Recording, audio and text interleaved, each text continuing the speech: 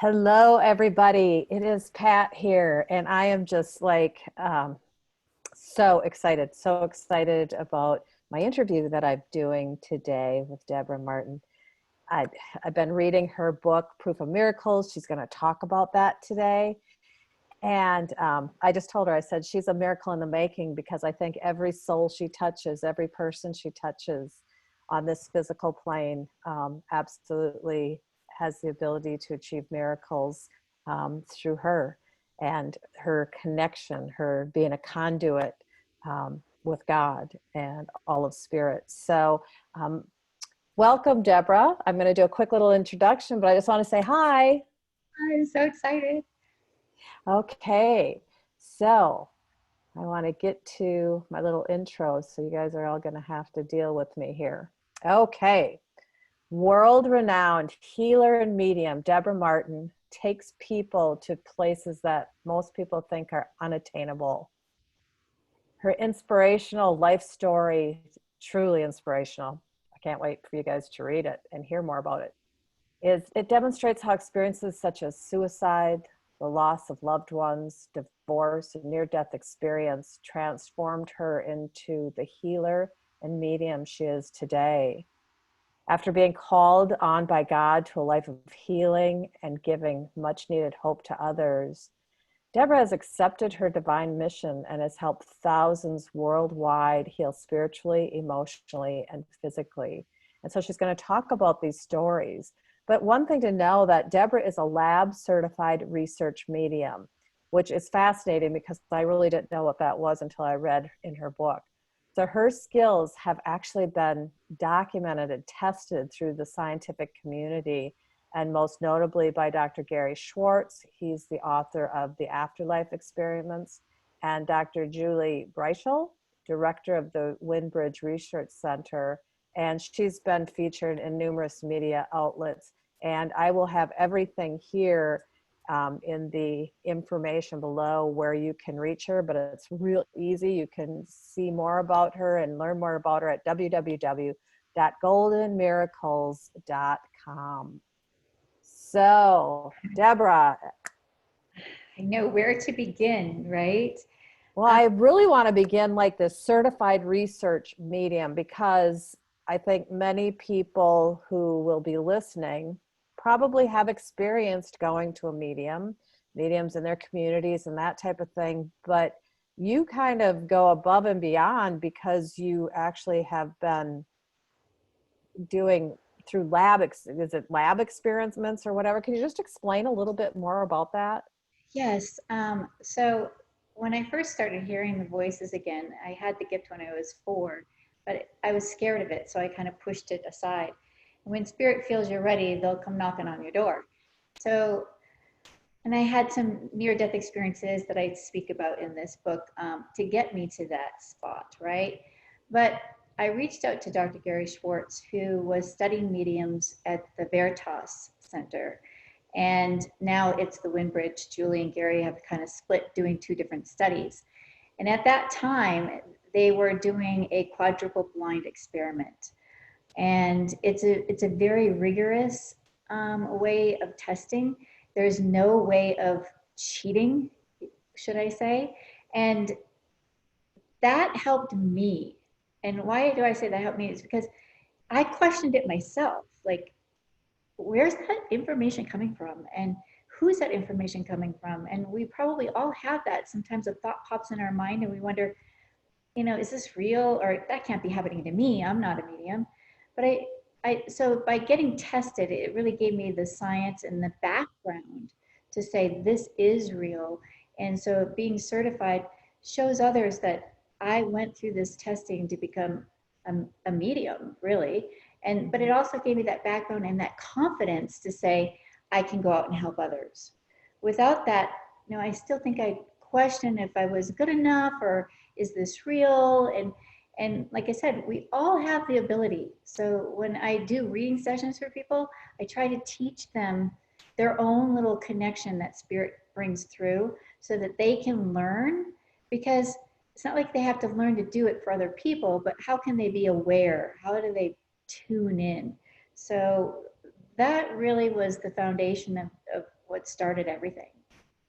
Wow. Wow. That is so beautiful. And I know we have questions. We have some questions that I could be asking, but I'm one of these people that things will pop into my mind because Spirit's like, okay, um, let's ask her this. So interestingly enough, I am an officiant for funerals and celebration of lives. And just yesterday, I did this one it was for a 31-year-old woman who died unexpectedly. And her family, the devastation beyond description, of course, of course. And so that is one of the things that I kept talking to them about is as you get through that paralyzing part of grief and that fog that we spiritually and mentally need to go through just to help keep your sanity during this really hard time is looking for the signs and finding the signs and seeing the signs because she's so much surrounding all of you all the time. So how do you help people to do that?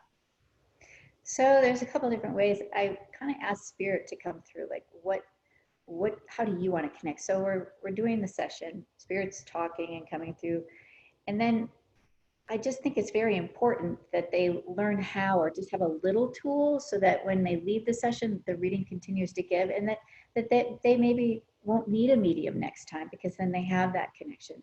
So the loved one will come through with different signs, whether it's, I turn the TV on for you. Do you notice that you're having issues with electronics? Or I'm sending this hummingbird.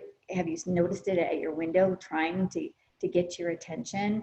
Or, I leave feathers everywhere. One time I did this session for this woman, and the husband said, I'm going to leave white feathers. It was very specific, white feathers. And she was really skeptical. So her daughter's like, well, you have to believe this if it happens.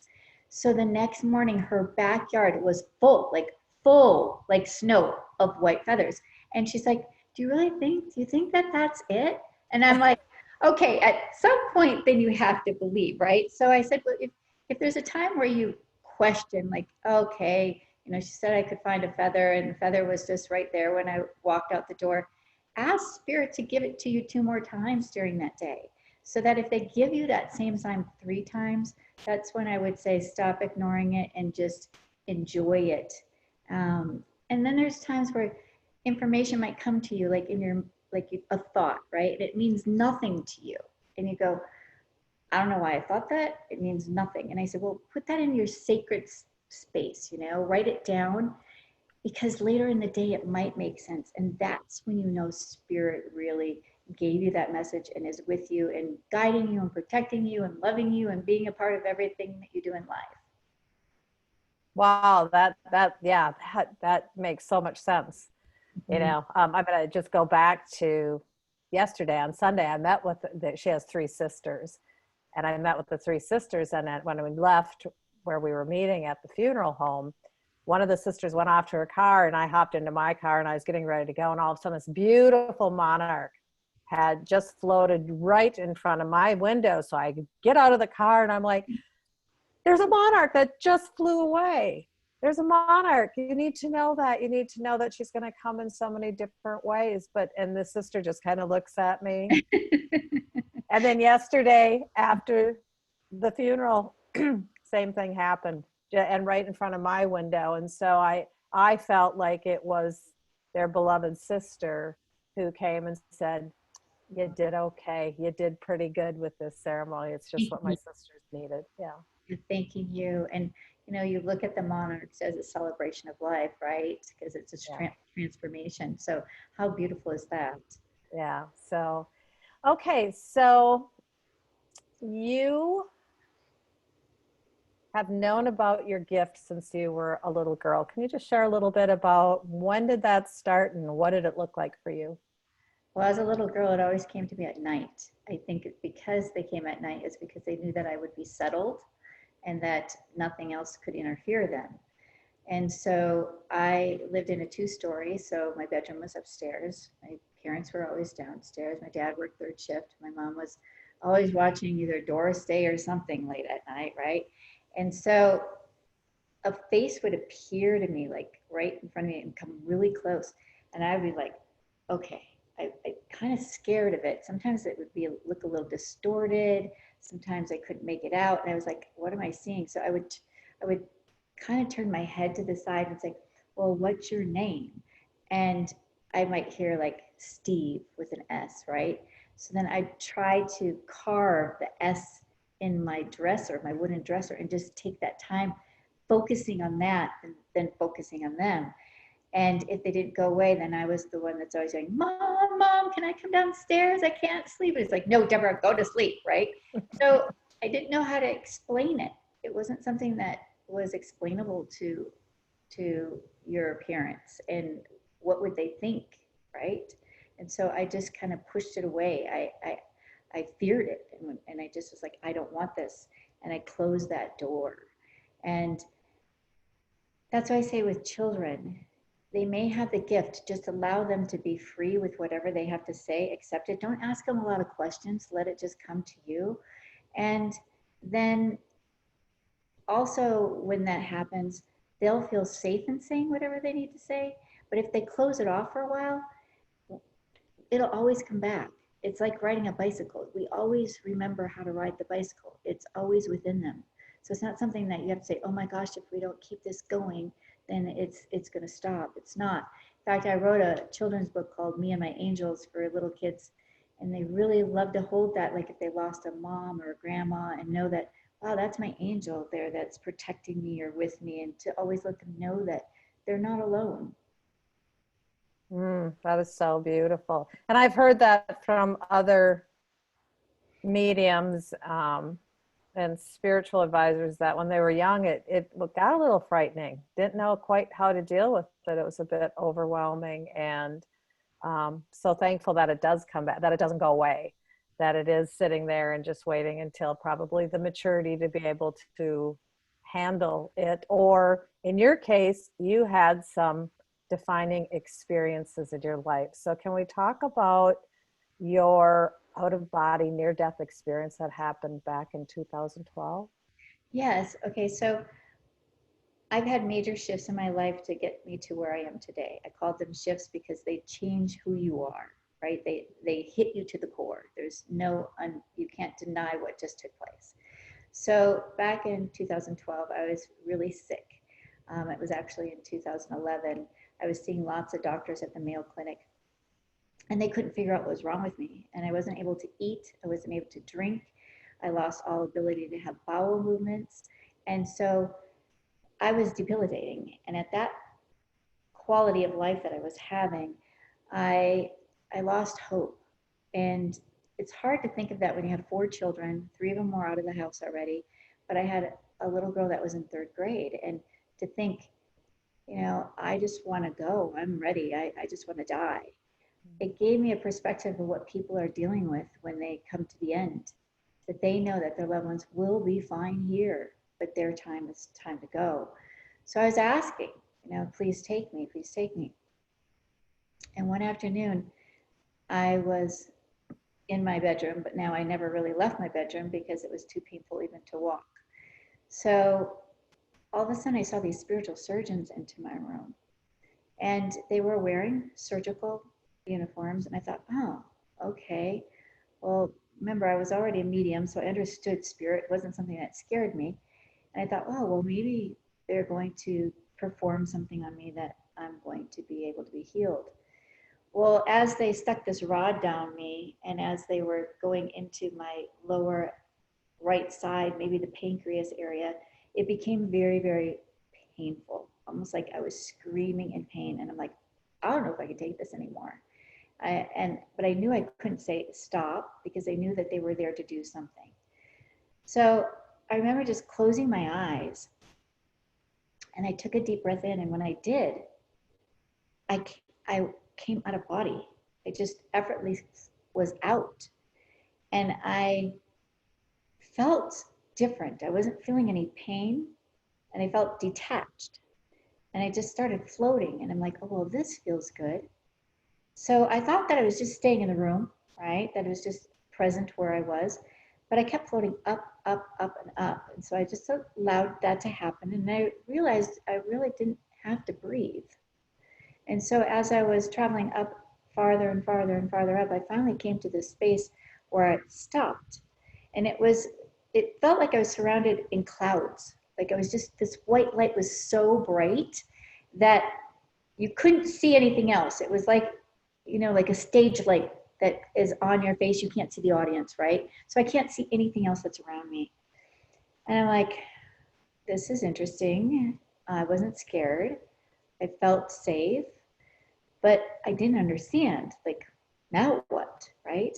And all of a sudden in front of me, I saw this beam of light getting bigger and bigger and stronger and stronger, and it was coming closer and closer and closer and closer to me. And I saw this giant being that was wearing this beautiful white robe and put his arms out like this. And before I knew it, I was witnessing my body in this divine being that I call God in his hands. Now, why would I say that was God? Because there was a love at that instant moment that the connection was there that I remember, that just was within me. And, you know, it makes me even want to cry now because it's undescribable, but it's the most intense love you can imagine. Whew. So anyway, I knew to follow him. So he's taking my body somewhere. And I put two and two together, like I'm following. So this must be my spirit, my soul, right? So I'm seeing him and he places my body on this beam. It looks like a white beam that's really long, almost like a balance beam, but it's just lit up in white. And he placed my body there. And so now I'm standing and I feel the presence standing right next to me. Next to the body was this glass coffin. It looked like the Cinderella glass coffin. And I thought, oh my, I want to go in there. That's beautiful. Can I just even try it out? Like, wow, look how beautiful that is. But I knew that if I did, I was making a choice. That means, you know, the end of life. So I felt like an arm go around me to guide me into this space. And I said, why do we have to go in this space? It felt like a dome and you're walking almost like into a cave, right? But it's all lit up in light. And it's like, I'm taking you to this space because then no one in the universe can hear this. This is just between the two of us. And I'm like, okay, I didn't know what that meant. But when I'm communicating, I'm not communicating like I am with you with my words. I'm communicating in my mind to mind. We're just communicating back and forth. So there would look like a table. I sat down at the table and there was this long list, this list, and I had no idea what it was. And God said, this is your lifespan contract. All of you have one. And I was like, that's interesting. Like I didn't put two and two together. And he's like, well, we can reverse this. You're on borrowed time. The time is now that you will pass, but we can reverse this on this day, 1/20/112. Look at the numbers, they're all reversible. And so is this. And I kind of said, I don't want to go back. Like, why would I want to go back? I'm sick. Why would I want to go back to that life when I'm feeling so wonderful in this life right here, which I called heaven? And so I asked, can I just go see my parents? Can I go see what heaven looks like? And I was told no, because I believe that if I really would have seen that, there was no question I would come back. So on that live contract, I didn't read all the fine line. There were certain words that were stuck out to me. One was health, and I asked God, well, health, that means nothing. We could all say health, but health could mean that you're sick, right? What is the state of health? So here I'm questioning God. If I think back at that, like, how dare I? But I immediately saw the word change to healthy. So I'm like, oh, okay, I'll be healthy. Then joy. Okay, joy. Joy is good. I want joy. Empowerment. Empowerment's a good word. And prosperity. Oh, I like that word too. So I really didn't look at what that all meant and what it was going to mean later when I came back. So I did sign the contract, but God signed that contract too. So I knew that there was a reason he was signing, and he told me I was going to come back with a new mission and duty. I didn't know what that meant, I just knew that there was something new that was going to transpire. So I said, can I just stay like a little longer? And I was told no, that it was time to go back. So as I came back, I could feel myself like falling slowly, not where you would feel that fall like when you're in a drain, but just slowly, effortlessly. And I remember taking this gasp of air, kind of like if you were held underwater, right? And you're like trying to get up, and then you get up and you get that air. And consciously remember taking that breath and then saying, am I the same? What just happened? Am I the same Debra? So things took a while, took about 6 months, and I was starting to see myself being healed. And I questioned later, like, God, why didn't I find out what was wrong with me? Because it's really hard when you are dealing with a sickness and everybody else around you may not believe you, even though they see that, because they don't have a diagnosis, right? To say you have this. And that's what my former husband was saying. Like, well, if they can't find anything, why should I believe that there's anything wrong? Well, I'm like, how can you not? I'm down to 90 pounds, right? But I asked that question and I was told this very profound statement. Had you been labeled with a diagnosis, you would say, I have, or I had.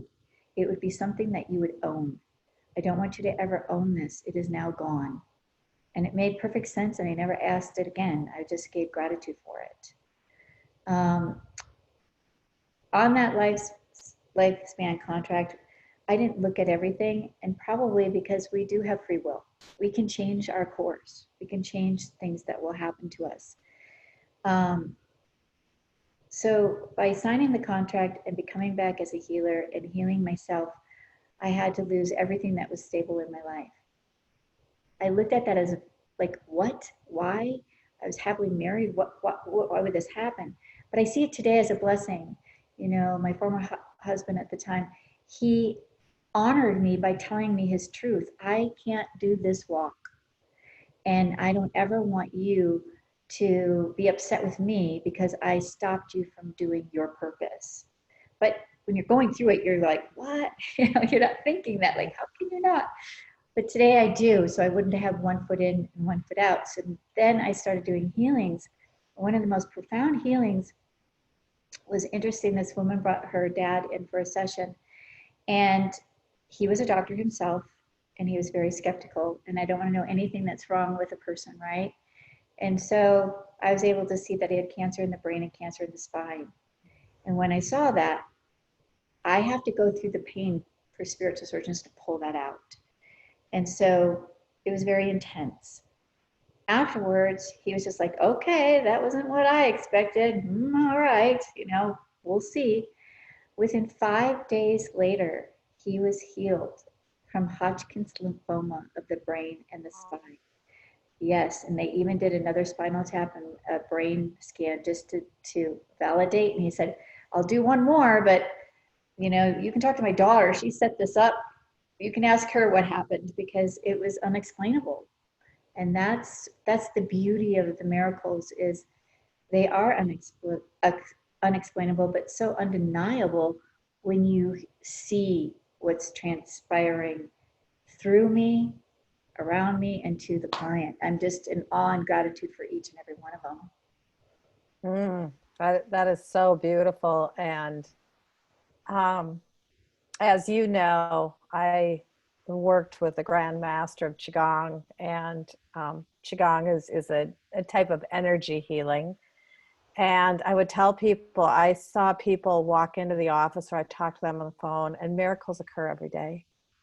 Miracles are not just something that occurs to them or out there, or it happens daily when we open up our hearts and our minds to it. And especially when we have someone like you.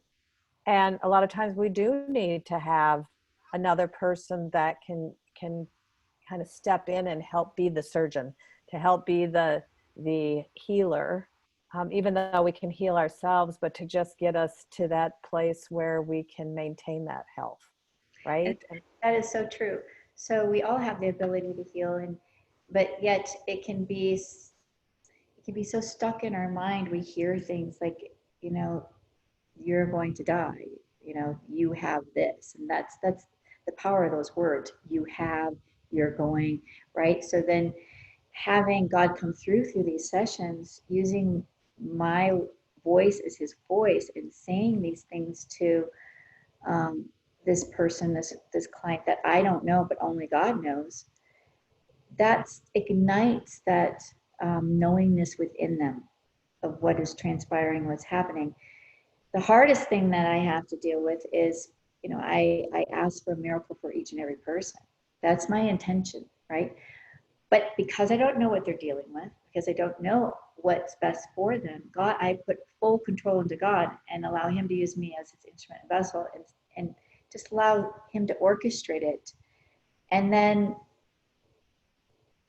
they will receive what they're supposed to at that time. And sometimes they're completely healed, sometimes instantaneously, sometimes it takes months, but sometimes they don't. That's the hardest part. Like sometimes they don't receive the miracle they are looking for, right? To get rid of the cancer or whatnot, but they might receive it in a different form, like a gift of time. Or there's a story in my book about Brenda and how she was dying of cancer, and she was relieved of feeling unworthy all her life. And so she even said to me, well, that was the greatest healing I could have asked for. And I'm thinking, huh? You know, I was thinking she'd want that, but she held that pain that was in her, and it freed her. And today, Brenda still comes through in spirit through so many mediums and speaks, and she's doing her work on the other side. But so that it comes in forms that we don't know, and that really shows me I'm not in charge, so I don't take the credit for it. And that's where my former husband would say, "Well, why you? And how come you're healing?" And I said, "Oh, no, no, no, no. I'm not, I'm just the conduit, right? This is my body. I'm tapping into a frequency, but I give all credit to God because I couldn't do these or say, look at me, right?" But that's the whole reason of talking about this, is showing that this still does exist, and find that person that works for you. I mean, there's so many different types of healers, and there's also different types of doctors. I believe that, you know, use every tool you have in the toolbox. Some people think like, oh, I have to either be the healer spiritual side or I have to be just the doctor side, and you can combine those. Yes, everything is so complementary. I mean, that's why we have Western science. It's why we have Eastern medicine. That's why we have mediums and shamans and, you know, that have gone for centuries and centuries and centuries before us. You know, it is. And I love what you say. It so resonated because some people would say to me, but so-and-so died even though they had that healing. And it's like physically, but healing occurs on so many levels, as you know, Brenda, the emotional level, or from a spiritual level where people really open up their hearts and are able to be free to really embrace their transition. And I'm fortunate as a registered nurse and someone who has been around death and dying since I was a little kid. I've held many hands and helped during that transition period with family and friends and patients. And it's such a beautiful thing when that peace really does come through and there isn't that fight. And I'm one too that I don't like to use the terms, I'm fighting this or I'm, battling that, because it isn't a war. It's loving everything about what we have It, within us and the experiences that we have. yes, I talk about that in my other book, and how if you embrace yourself with love, our bodies are magnificent. And yes, we might be frustrated because it's just not healing. My leg is always swollen. I can't find the answers. It's, causing me to slow down in life. And you're frustrated. Yes, we're all frustrated. But frustration causes resistance. And so it would be like a child that came up to you that was sick, right? Would you hug that child and say, oh, okay, we'll lay down on the couch, we'll nurture you, take care of you? Or you'd say, oh my gosh, how could you get sick right now? I have too much to do, and you get all mad.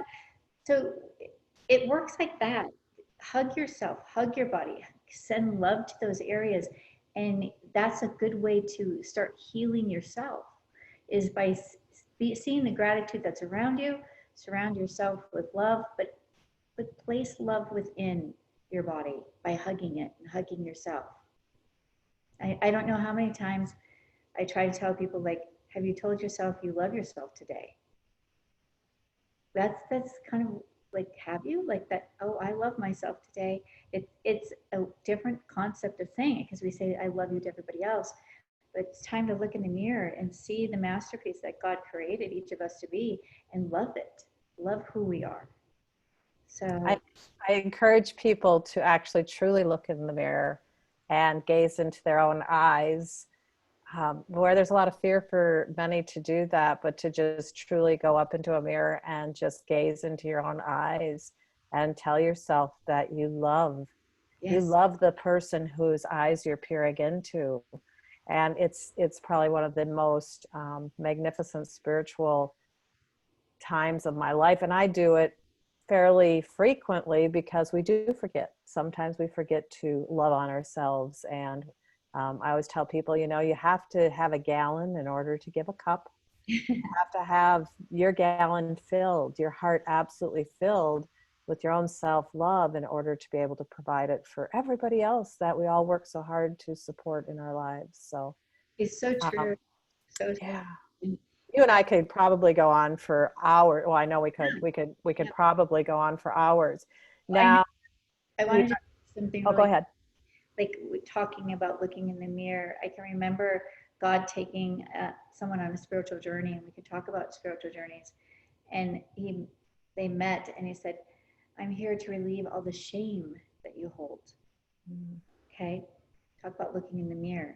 And he said, "So if I am within you, my light's within you, that person is looking at God and shaming me. How would you feel if you were shaming God?" Think twice before, people shame someone. But it really made sense that this person was able to shed that shame, knowing that the shame that was put on that person was from the shame that that person was feeling that put it on that person. And so, yes, you can heal on so many levels, but I thought that was so profound. Like, look at who you're looking through the mirror, because not only are you looking at yourself, it's an image of the light and love of who you are that's within you. Mm-hmm. Mm. That's soul. I mean, it is. The eyes are the window of the soul. Yes, And where does the soul come from? Of course, it's God. it's beautiful. That is so beautiful.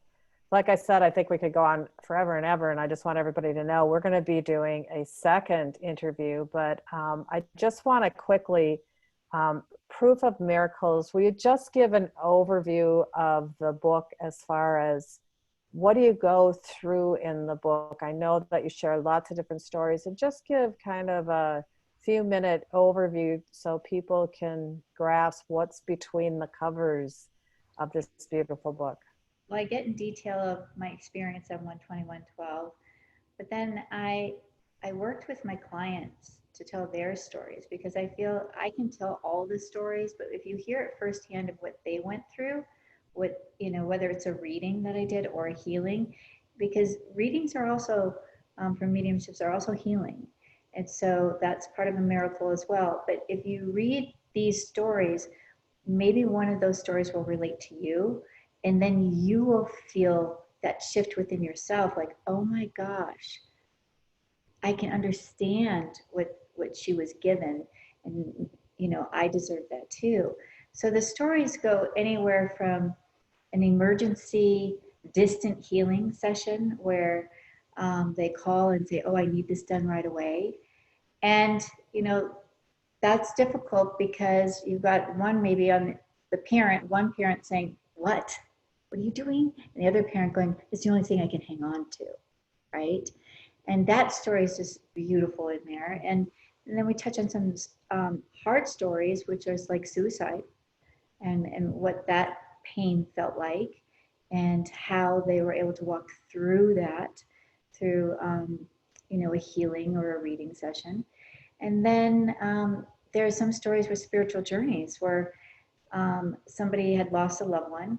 So they're being healed for grief, for anything in their body, right? Because I'm going to see it all. It's like taking your car into the shop. They're going to just look at everything to see what's going on. And so then I take them on a spiritual journey. And what that means is a vision will come to me. God will show me a vision. And this one was really interesting. So as he was, this was in person, as he was laying on the table, I was underneath the table. Okay. So I said, "Are you ready?" And I heard him in his mind say, "Well, what are we waiting for?" So I said, "Oh, I just heard you say, what are you waiting for?" So afterwards, he's like, "Oh my gosh, like she heard me, right?" And so I said, "I'll be with you. I'm going to stand with you. I'll be with you, observing, watching, and speaking." So we get to this space, and there's this beautiful tree, and God walks forward and brings his son. Now, his son had been murdered. So he didn't even know where his son was, how to find his son. You know, he learned that he had drowned, but what did he go through? You know, how the pain that the father was holding. So his son comes with the personality that he had, joking around, you know, "Look at me, Dad," and would walk through him and go, "Oh, look, I went through you," you know, really fun, uplifting connection. And then he gave him a hug. And he says he could feel his skeleton. He knew by the smell and the feel of that embrace that it was his son. But then his son took him to this space by the tree. And he said, "Look down." And he said, "There's a raven here. I have a raven here by this tree, but you have one by your tree too." And so he said, "I want you to, every year that I'm gone, take a knife and mark it into the tree. And I'm going to do the same here so that when you come back, I'll bring you back to this tree and you will see that this really transpired." What's interesting is I was able to go to their house afterwards. His wife had just bought a raven and put it at the base of their tree. And so everything lined up, right? And he said it was his piece of heaven that day. And it's something he'll never forget, and changed him, right? He knew his son, and his son came through, which is in the book. I won't want to spoil it, but his son came through with words that only he, how do you want to say, held on to and worried and grieved over. And his son came through with those answers and released it all. So I just never know what's going to transpire in each and every session because each one person's different. But I'm just so in awe. Like, think about it, like going on these spiritual journeys, seeing, listening to things that are happening. I'll share one other one. This one's not in the book, but this is pretty miraculous and shows you that the amount of trust I have to have with God in order to do this work, because some things will come through to me that are so far out there that you think, should I say this? Right? This one was with a girl that had a hernia, and I saw her sister come in the room. And I'm like, wow, they look a lot alike. And I thought, oh, you were a twin. And so I'm just saying this out loud. And then now I see them in the womb. I'm like, okay, where is this going? This is kind of weird. And so the sister says that we made a deal to come together, but I bailed on you last minute. So I didn't come. So you probably had the sense of always wanting to be a twin, or that you were a twin, but we were. And she was weeping, and she later said she went and talked to her mother and said, "Mom, I had this session and this is what came through. Can you say anything to me about that?" And she goes, "Oh, honey, I just didn't think this would serve you, but yes, there were 2 sacks and there was only 1 baby." And so who could make that up? That's what I say. Who could make this up? This kind of stuff is like thrown at me. I'm like, okay, but I have to trust all the words, just like in mediumship. They mean nothing to us, right? And it drops in and we have to say it. So in my sessions, I'm not only seeing and hearing and feeling, but I'm voicing it all. And that's the beauty of it, because people are all around the world. I don't do any in person anymore because I find it to be more real to them. For when they are resting in their sacred space, remember we talked about Brenda. Brenda was in her sacred space. I was having my session in mine, and the stories in this book, but I felt like I was going to throw up bile, and I kept saying, I'm going to throw up. I feel like I'm going to throw up. Hold on, right? So then when I send the MP3 to her, she listens to it, and she's like, I was throwing up bile the entire time. Oh my God. At that time. So that's what's fascinating is what I'm feeling on my end, they might be feeling on their end. They might feel emotional where they're crying. They might feel energy moving. They might feel tingling, or they might feel nothing at all. Sometimes people fall asleep, but that too is medicine going in from the spiritual surgeons to sedate them. And some people say, well, can I be at work? What if I'm at work and that's the only time because of the time difference? I said, yeah, you can, because it will ignite when it's supposed to ignite. And then they can listen to it when they get home. But there's so much power behind the words, right? Because they're not mine. And it's just so interesting. They last an hour, and I'm just going blah, blah, blah, blah, blah, the entire hour. And I'm like, wow, that was amazing. Mm-hmm. That is just like, oh, I wish, as a grief coach and working with people who are grieving and working with families that are looking for hope and healing and restoration in their lives, I wish I could send every single one of them to you.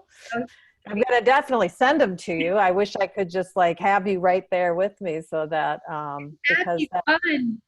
wouldn't it? Yes. Like we could do, yeah. That might, we'll think about that. We'll have to connect on that one and think how we might be able to do that. But it is just, yeah, we don't know what's beyond here. So many of us, and in the grips of desperation and despair and this deep grief, to have that glimmer of hope and knowing that there is more than that's right here. There's so much more, and you are that. You are this beacon of hope, this beacon of light. And yes, you're the conduit, but you are the beacon of light where people can come and just be enfolded into your absolute beauty of love, your deep love, and to be so open and honest and not hold back. Mm-hmm. Because you have a trusting that whatever is coming out is meant to come out. Right. You talk about that beam of light. That's what I see at the beginning of every session is this beam of light come down, and it goes right into the solar plexus. It holds us here, and it connects me and my client and God together as one in that frequency. Mm-hmm. So God divined that frequency for me, this direct connection, and there hasn't been any that I can say, every time someone's receiving something, I don't question it. And I just give full control to God. And talk about hope. Remember, I didn't have hope before the 12112. And then when I came back, I took that breath. That was that light of hope that relit inside me. And the flame just had to keep getting bigger and bigger and bigger. And by doing these sessions, like the man that had the Hodgkin's lymphoma, God shows me the power that he has and what's available to us here, to all of us here. And that some people will say, well, I'm not deserving, or why should I have that healing? I'm old and somebody else could use the healing. We're all deserving. We're all worthy of, and there's nothing too big or too small to heal. I'll go in and I'll be healing cancer and I'll still see, oh, this person needs a root canal too. So it's like, you just don't know what's going to come through. But that beam of light is everything. It's the hope. It's the love. And talk about love. When God enters the healing room, it's like this rush of chill goes through me and I immediately start crying. And they'll feel it. They'll cry too, whether they're crying when they listen or they're crying before. They're like, I don't understand why I started crying. But then when I listened, I understood.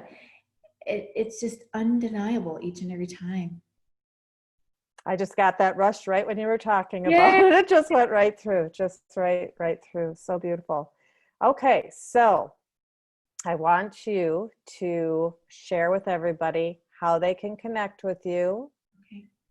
And then we will close out this one. And I just want everybody to know that once we close out this one, we're really not closing it out, because Debra and I are going to get on again in a couple of weeks, and we are going to do another session, which is about her next big experience in life and her next book. So let everybody know how they can reach you, Debra. Okay, the best way is to go to my website at www.goldenmiracles.com. Don't forget the S, it's miracles. And so when you go to the website, there'll be podcasts that are free. It's called Spirit Chat.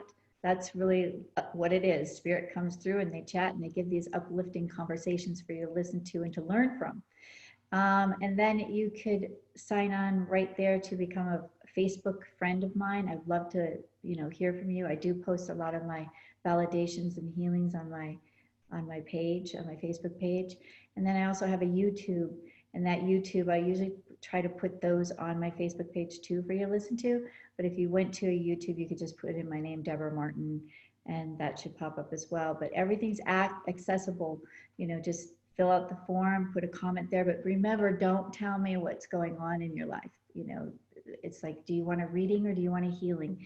And I try to make it affordable for everybody. So those that can't really, that don't have the means, I do these distant group sessions. And what it is there are people all around the world that join in a group session. And it's like, what's the difference? The difference between a group and a private. Private's going to be more entailed of just you I'm talking to, but in a group as a whole, God guides those people. We're all holding the same intention for that miracle. So it becomes really beautiful, and each person's touched, and I have their picture, but the words come through as a group. So I always say, own each word as your own. So there's lots of different ways. I do meditation events. I just did one connecting with spirit last like 2 days ago, I think it was. And oh my gosh, the feedback from that and how I took them on a spiritual journey, and each person had this connection. I was like, and each person had a different landscape that they saw. So for me, as the healer and the mediumship part of it, I wouldn't be who I am if it wasn't for the people sharing their validations, right? So it takes you, the person, to play your role to let me know so that I continue to do the work that I do, which I'm so blessed to do. So I hope to hear from you.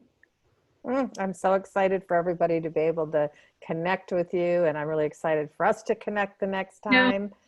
Yeah, like I said, I think Debra and I met a couple of weeks ago, and we could have sat on the phone for a whole day probably. So someday we'll get together, maybe after COVID, and we can travel more. We'll spend some time and hang out together. So thank you everybody for listening. Keep an eye out for the next part 2 with Debra Martin. And Debra, thank you so much for the gift that you are in this world. And you too, you're such a gift. We're all doing our own work in different ways, and you're healing people too. So thank you.